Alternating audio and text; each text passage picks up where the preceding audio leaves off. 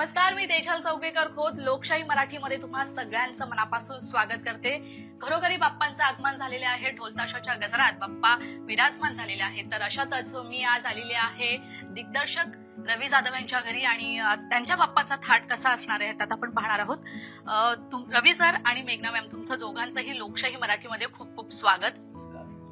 आणि सगळ्यात आधी मी आल्याला पाहिलं की मेघनाताई खूप त्यांची लगबग सुरू आहे बाप्पाच्या आरासासाठी आणि त्याच्या सगळ्या तयारीसाठी, आणि तुम्ही खूप सुंदर दिसताय सगळ्यात आधी। तर ह्या बाबतचं कारण काय सांगाल की तुम्ही किती तयारी केली आणि तुम्ही किती एक्साइटेड आहात यासाठी?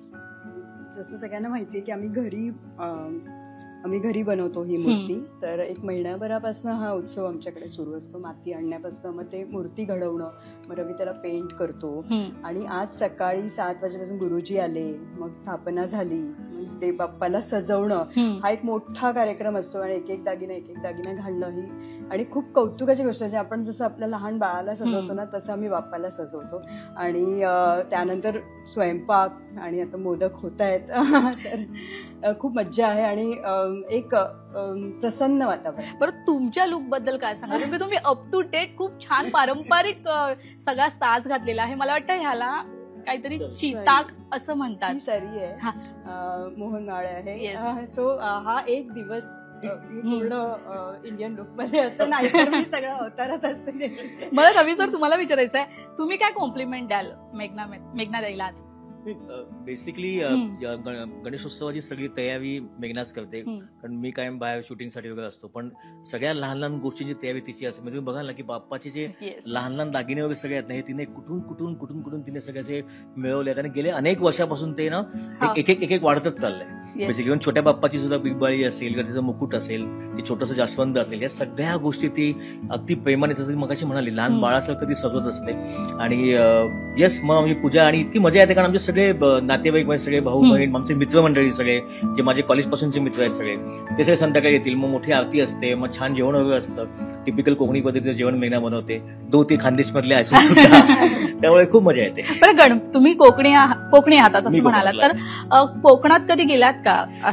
गणेशोत्सव कधी पाहिला कोकणातला गणेशोत्सव? दरवर्षी प्लॅन करतो, प्रत्येक वर्षी प्लॅनिंग करतो, पण आतापर्यंत मला भाद्रपद महिन्यातल्या गणपतीत कधी जाता आलं। मी जातो मागील गणेशोत्सवाला, जो नॉर्मली जानेवारी-फेब्रुवारीला असतो, त्यावेळी मला जायला मिळतं। पण ह्या उत्सवाच्या वेळी भाद्रपद महिन्यामध्ये आमच्या घरी 1.5 दिवसाचा गणपती असतो, तर सगळे नातेवाईक इथे येतात। आमचा गणपती विसर्जन झाला की सगळे नातेवाईक, माझे भाऊ बी उद्या गावी जातील, पण मला जाता येत नाही, कारण माझं शूटिंग असतं जाहिरातींचं, कारण हा जाहिरातींचा मेजर सीझन असतो आमचा, त्यामुळे ह्याच्यामध्ये मी मेजर बॅक टू बॅक शूटच करत असतो।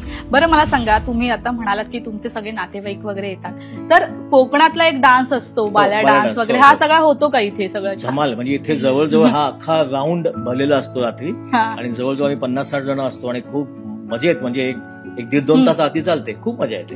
बरं, हा छोटा गणपती तुम्ही स्वतः बनवलेला आहात असं, तर ह्या बाप्पाचं खासियत काय? हे आम्ही, मला वाटतं जेव्हा आम्ही गणपती आणायला सुरुवात केली त्या पहिल्या वर्षी आम्ही मूर्ती आणली होती गणपतीची, त्याच्यानंतर आम्ही स्वतः बनवायला सुरुवात केली। सुरुवातीला जेव्हा मुलं लहान होती माझी, म्हणजे अथर्व आणि अंश, आम्ही चौघे एक मूर्ती बनवायचो, त्यातली मग एक सिलेक्ट व्हायची जी सर्वात चांगली आणि सुबक असेल, आणि मग मी ती पेंट करायचो। पण आता हळूहळू मोठा मुलगा कॅनडाला गेलाय, छोटा मुलगा सुद्धा आता लास्ट इयरला आहे, त्यामुळे आता गेले 2-3 वर्ष मेघना ही मूर्ती बनवते आणि मी पेंट करतो। कधी कधी मी मूर्ती बनवतो आणि मी पेंट करतो, त्यामुळे यावर्षी मेघनानी मूर्ती बनवली आहे आणि मी ती पेंट केली आहे। खूप छान दिसते, थँक्यू सर। एकदा जाता जाता बाप्पाचा गजर करूया, गणपती बाप्पा मोरया।